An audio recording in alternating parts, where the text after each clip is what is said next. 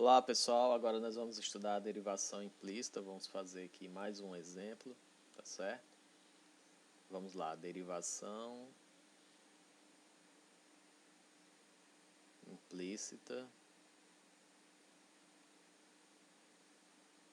ok?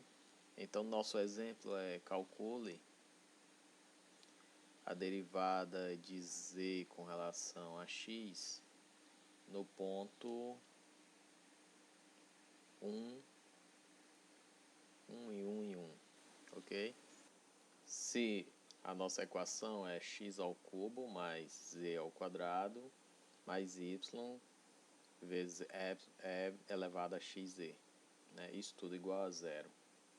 Então, vamos lá, a nossa solução, né? A primeira coisa que a gente vai fazer é assumir uma função de x, y e z, em que a nossa função, o nosso z depende de x e y, né? Z é igual a um f de x e y. E tudo isso aqui é igual a zero, tá certo?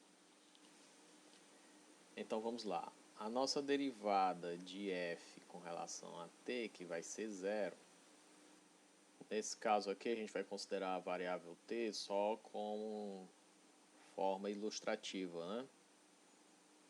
Certo? Depois a gente troca a variável. Depois a gente troca a variável t, tá certo? Eu vou até destacar ela aqui e vamos desenvolver como se fosse na variável t. Então, tem uma derivada de f com relação a x e x com relação a t, mais a derivada de f com relação a y e a derivada de y com relação a t.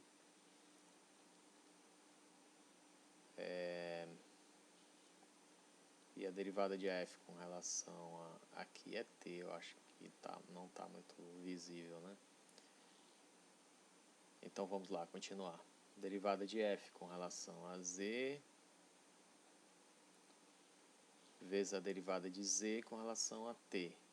Opa, também meu t aqui não está muito legal, está parecendo um x, é melhor consertar isso aqui. Pronto. Então vamos lá, vamos fazer agora x igual a t, né? Fazendo x igual a t, isso aqui é zero, viu pessoal? Coloquei só como exemplo, só para ficar claro como a gente escreve a derivada, a regra da cadeia. Eu vou trocar esse t aqui por x agora, então fico aqui, ó, com derivada de f com relação a x e derivada de x com relação a ele mesmo, né, que vai dar 1. Aqui eu tenho a derivada de f com relação a y e a derivada de y com relação a x. Isso aqui vai dar zero porque o y não depende de x. Aqui eu tenho a derivada de de f com relação a z e a derivada de z com relação a x, certo? Isso tudo vai ser igual a zero. Então, veja que a gente tem agora uma equação bem mais simples, né? Vamos manipular essa equação aqui. Então, eu tenho isso aqui igual a 1. Então, vamos lá, continuar. Então, tem uma derivada de f com relação a z vezes a derivada de z com relação a x vai ser igual a menos. Esse termo aqui fica positivo. Esse daqui vai para o outro lado, ó, com um sinal negativo. Então, eu fico com derivada de f com relação a x menos a derivada de f com relação a x. Ok? Eu quero a derivada de z com relação a x. Então, eu vou isolar. Derivada de z com relação a x vai ser igual a menos a derivada de f com relação a x sobre a derivada de f com relação a z. Ok? Então, agora é só calcular essas duas derivadas e substituir. Então, vamos fazer isso, então, né? Então, vamos começar pela derivada de f com relação a x.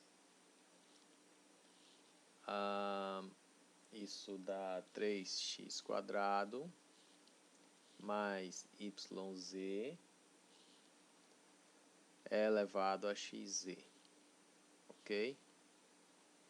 E a derivada de f com relação a z vai me dar 2z mais yx elevado a xz.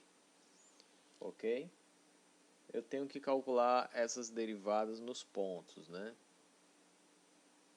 Eu tenho que calcular no ponto 1 e 1. Deixa eu colocar aqui no ponto 1 e 1. Tá certo? Então vou escrever aqui, ó, a derivada de f com relação a x no ponto 1 e 1 vai me dar 3 mais e, né? E a derivada de f com relação a z no ponto 1 e 1 e 1 vai me dar 2 mais e. Agora eu vou substituir, né? Eu tenho a derivada parcial de z com relação a x. Isso vai me dar menos 3 mais e sobre 2 mais e. Ok? Como exercício, vou deixar aqui como exercício.